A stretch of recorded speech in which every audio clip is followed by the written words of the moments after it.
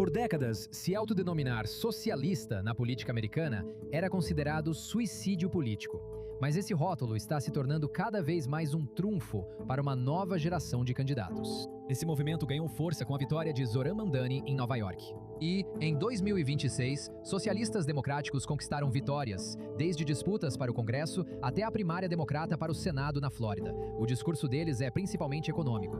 Custos de moradia mais baixos, sindicatos mais fortes, ampliação do sistema de saúde e impostos mais altos para os ricos. E eles estão apostando fortemente em eleitores jovens, voluntários de base e pequenas doações, em vez das instituições tradicionais do partido. Mas há outra questão que está se tornando cada vez mais importante: Israel.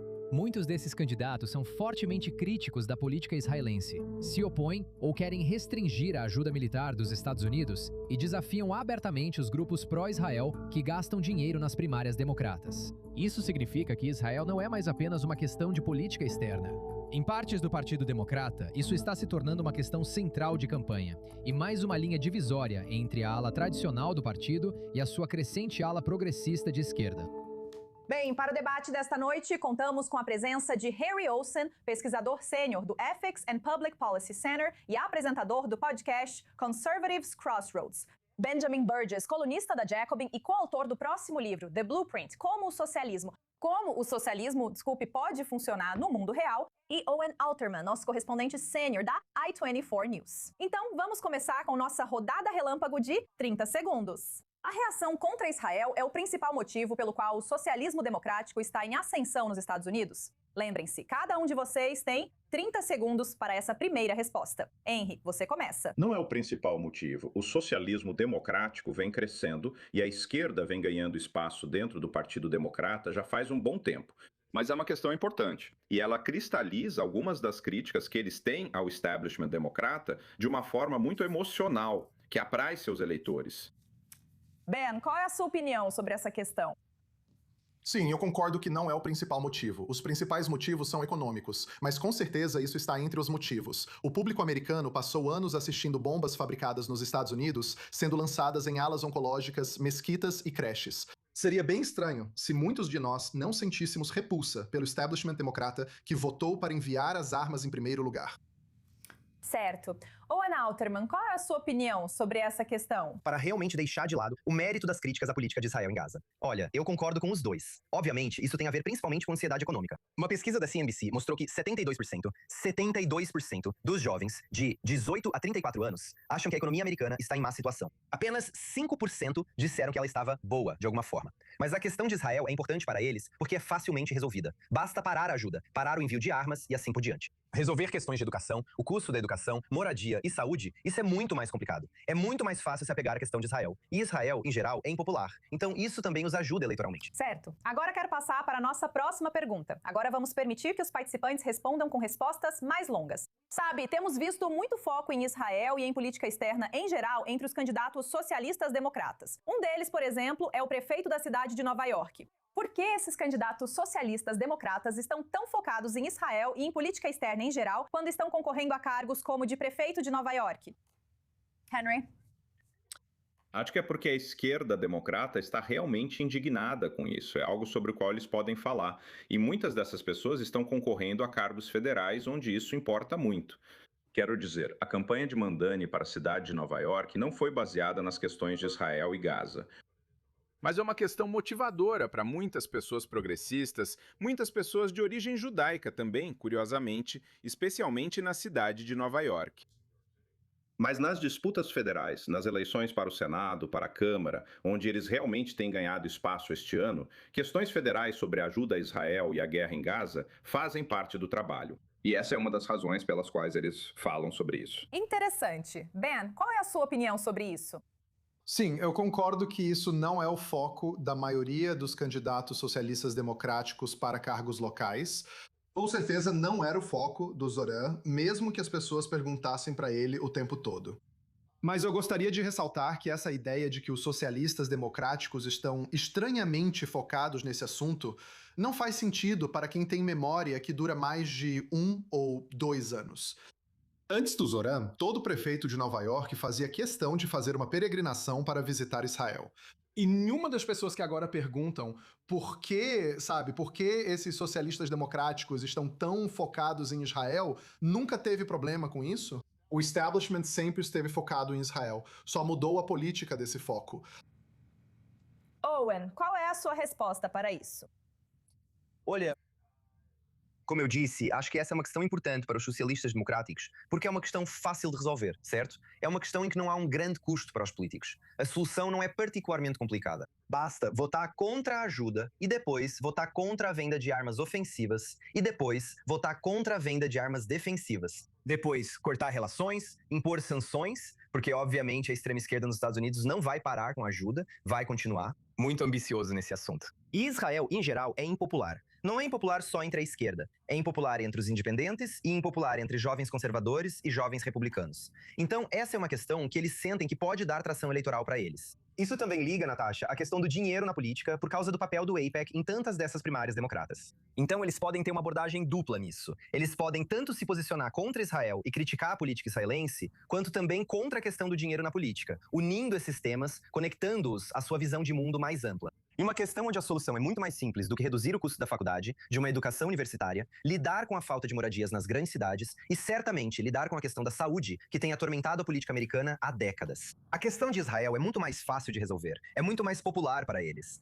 Então, obviamente, vai ser uma questão para a qual os candidatos vão se inclinar, inclusive em um lugar como Nova York. Você sabe, socialistas democratas estão vencendo primárias de grande destaque. Por que agora? O que está conectando com os eleitores que os democratas tradicionais não conseguiram abordar? E eu gostaria de ouvir o que você tem a dizer sobre isso. Sim, bem, eu acho que existem muitas questões antigas que ficaram se acumulando e onde a raiva pública realmente transbordou. Eu acho que a saúde, que já foi mencionada algumas vezes, é uma delas. Aliás, eu tenho contestado a ideia de que, em termos de políticas públicas, a saúde seja algo incrivelmente difícil de descobrir como lidar. Os socialistas democráticos, claro, têm uma solução muito consistente, que é avançar para um sistema de pagador único, o Medicare para todos, ironicamente parecido com o que já existe em Israel há algum tempo. E não há nada particularmente complicado nisso.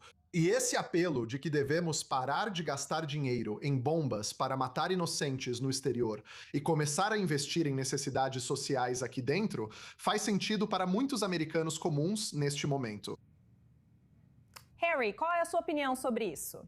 A ala esquerda dos democratas está em revolta contra o establishment democrata desde a era de Bill Clinton. Tivemos uma revolta dentro do Partido Democrata por causa do projeto de reforma da assistência social. Tivemos desafios vindos da esquerda em 2000, na eleição geral, com Ralph Nader, e em 2004, com Howard Dean.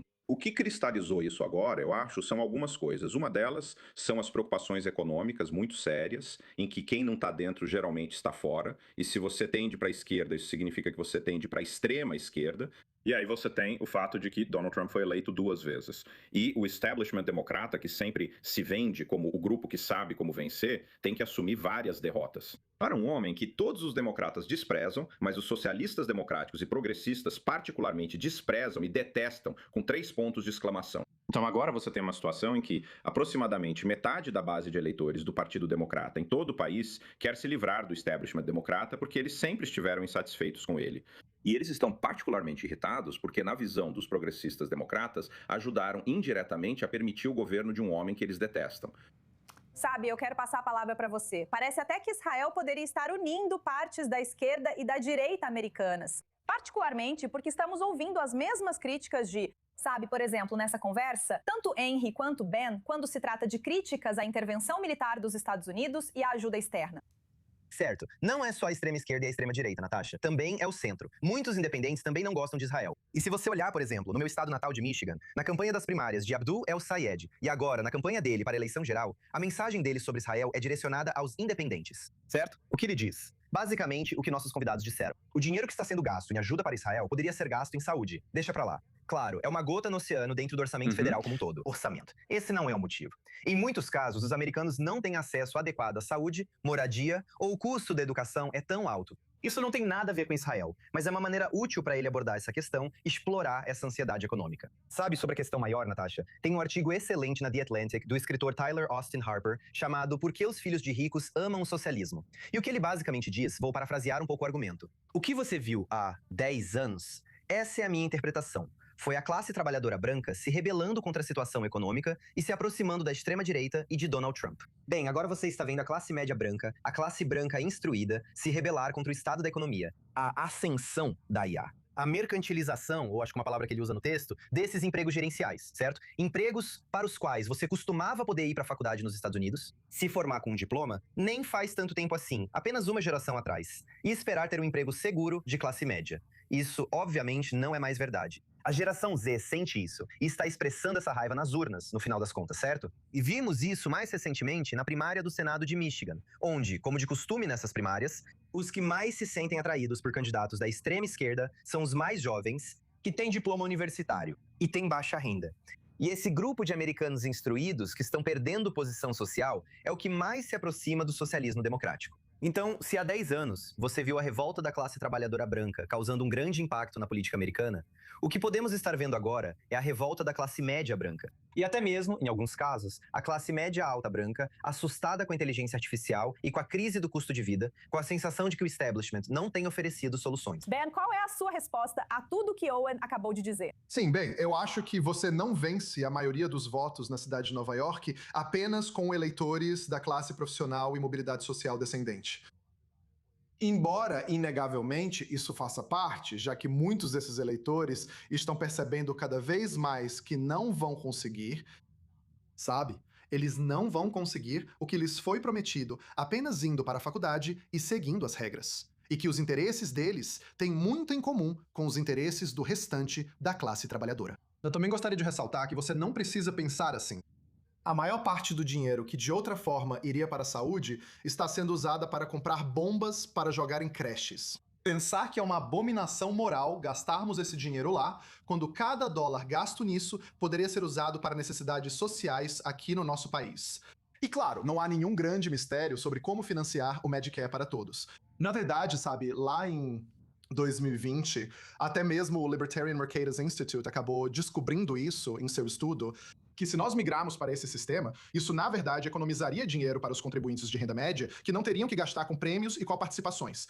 E sabe, se você equilibrar isso com os impostos extras para pagar o Medicare para todos, na verdade acabaria sobrando mais dinheiro no bolso deles. Interessante, Henry. Quero te perguntar, você acha que Israel se tornou um teste decisivo para os democratas de uma forma que simplesmente não era há alguns anos? Não tenho certeza se é um teste decisivo, embora para alguns eleitores progressistas realmente seja um teste decisivo.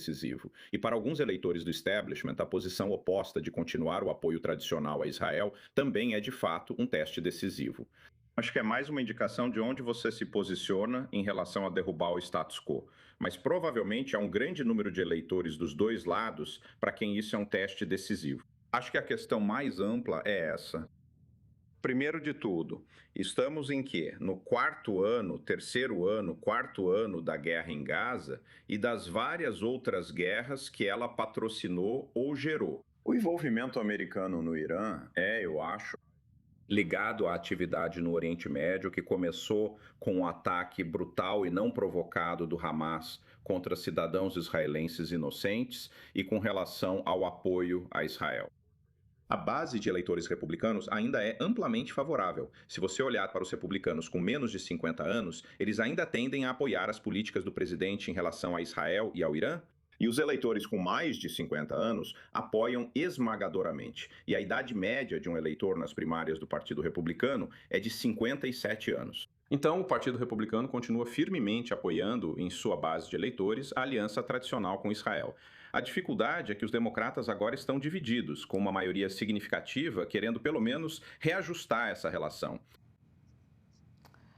Owen, estou interessada em ouvir sua opinião. Daqui a 5 anos, você espera que o Partido Democrata seja significativamente mais socialista e muito mais crítico em relação a Israel? Ou isso é só uma moda passageira? Algo entre esses dois? Mas deixe-me responder rapidamente a 3 pontos. Primeiro de tudo, Israel atacou hospitais e creches em Gaza porque estavam sendo usados contra o direito internacional por uma organização terrorista. Como instalações militares para uso militar e não civil, o que os torna alvos legítimos segundo o direito internacional. Claro, levando em conta o equilíbrio com a proporcionalidade de vítimas civis e toda essa análise. Então, é obviamente extremamente simplista caracterizar a política de Israel em Gaza dessa forma. Quanto à vitória de Handaz, eu acho que Benjamin está certo e ele tem razão em destacar isso. E de certa forma, os eleitores das minorias têm sido fiel da balança em muitas dessas primárias democratas. Ou em Nova York, onde a eleição geral é, de certo modo, uma primária democrata. E você viu candidatos como Mandani e Andy Nixon na Flórida terem sucesso porque conseguiram conquistar os votos das minorias. E um candidato como Abdul El-Sayed quase não conseguiu passar porque era mais fraco entre esses grupos. Então, vai ser algo interessante de observar. E quanto à saúde e à implementação disso, veja, pode ser verdade que a solução seja simplista, mas a implementação pode ser difícil por causa da forma de financiamento que mencionamos. Para responder a sua pergunta sobre o Partido Democrata, olha, acho que está em algum lugar no meio.